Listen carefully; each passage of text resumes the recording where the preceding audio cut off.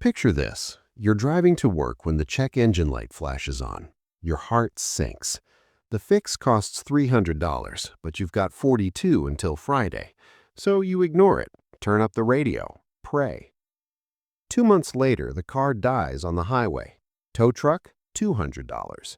The broken part destroyed your transmission, $2,000. You missed 2 work shifts, $300 in lost wages. That $300 you couldn't afford just became a $2,500 catastrophe. This isn't bad luck. This is a mathematical trap, the distinct, measurable, and suffocating cost of not having money. Most financial advice tells you poverty is about bad habits. Stop buying lattes, cancel Netflix, as if saving $12 a month will revolutionize your life. But this ignores a fundamental economic reality called the boots theory. Here's how it works.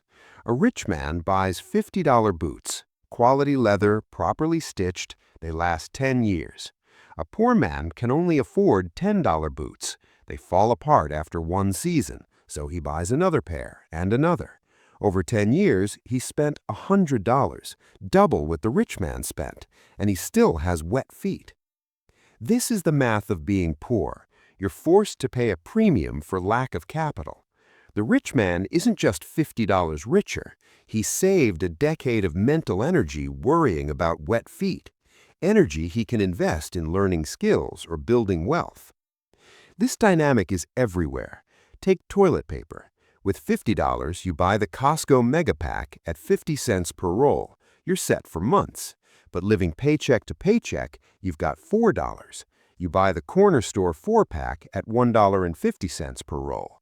You're paying triple for the exact same product because you couldn't afford bulk pricing. This is the poverty premium. It applies to laundry detergent, diapers, mayonnaise, everything. If you're broke, your inflation rate is technically higher because you're locked out of economies of scale. But it gets darker. Banks make billions in overdraft fees almost exclusively from people with less than $1,000 in their accounts. You have $20, a forgotten subscription charges $25. The bank hits you with a $35 overdraft fee. You effectively borrowed $5 for 1 day at 700% interest. When loan sharks do this, they go to jail. When banks do it, it's policy. The rich get paid interest, the poor pay interest. Here's the psychological trap.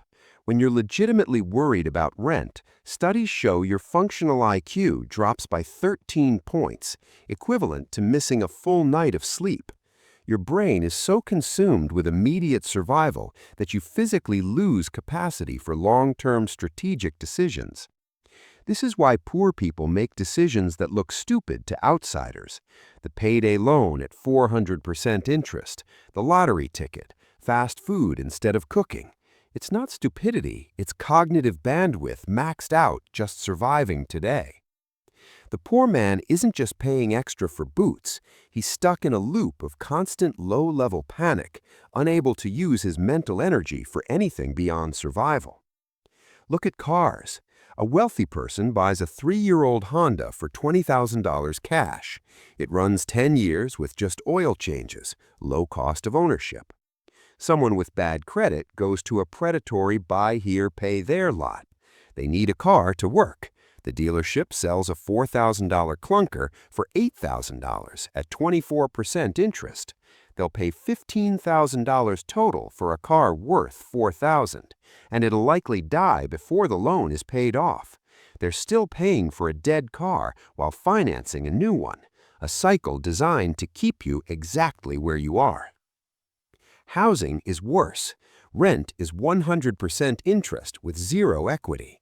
You pay $2,000 monthly for an apartment that would cost $1,200 if you owned it, but you need $20,000 for a down payment. When rent eats 50% of your income, you can never save it. The rich person buys, lowers monthly costs, and gains an appreciating asset. The poor person pays more for something they'll never own. There's a hidden tax on your time.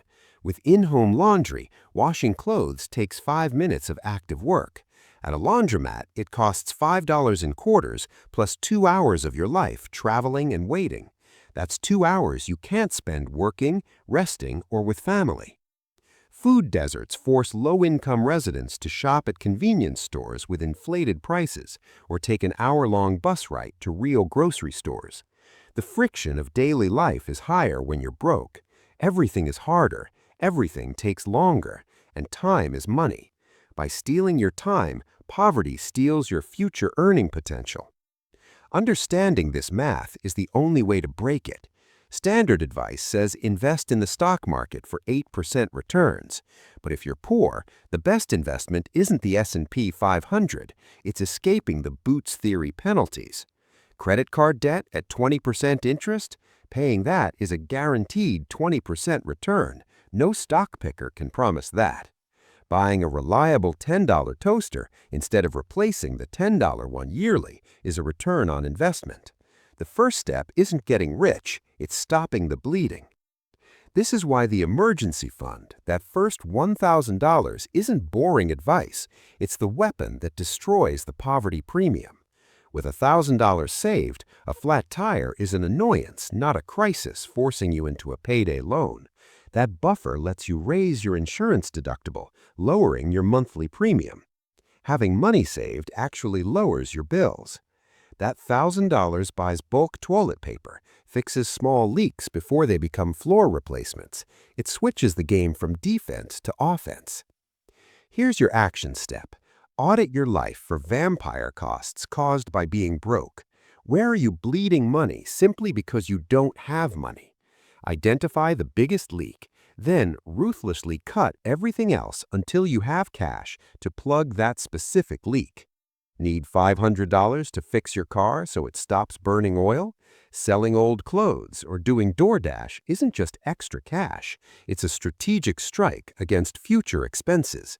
You're buying your way out, one pair of boots at a time. This journey is unfair. It takes 10 times the effort to get from 0 to 10,000 as from 10,000 to 100,000.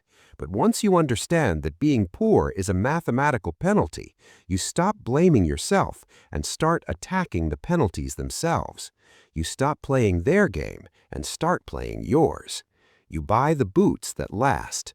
You buy the freedom to say no to bad loans. And eventually, you walk right out of the hole.